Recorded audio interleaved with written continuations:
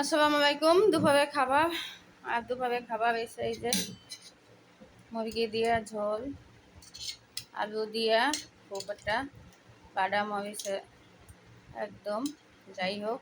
আর তারপরে এসে শাক ভাজি। এখন শাকটা ভাজি নিয়ে নেই।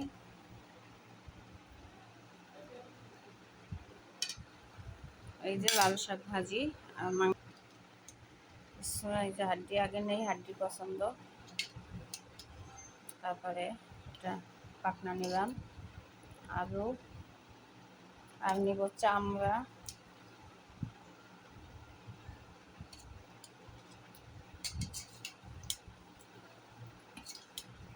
এই যে দুমছি আমার, আর মুরগির এই দুমছিটা খাইতে কিন্তু অনেক মজা। যাই হোক, এটা দুপুরে খাবার অনেক নিছি। সালাদ বানাবো করে আমার ইচ্ছা। এই যে এখন খাইয়ে বলবো যে বিসমিল্লাহির রহমানির রহিম।